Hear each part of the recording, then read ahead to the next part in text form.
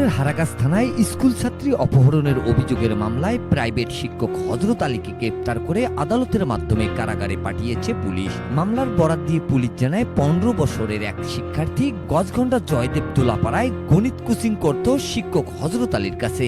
স্ত্রী সন্তানের কথা গোপন রেখে নাবালক মেয়েটিকে প্রেমের ফাঁদে ফেলে প্রাইভেট শিক্ষক। 21 জুন রবিবার মোবাইলে জোরপূর্বক বাড়ি থেকে তুলে নিয়ে যাওয়ার হুমকি দিলে সন্ধ্যায় মেয়েটি ভয়ে প্রাইভেট শিক্ষকের সাথে যাওয়ার জন্য রাজি হয় এবং হারাকাছ থানাধীন এলাকায় আসে।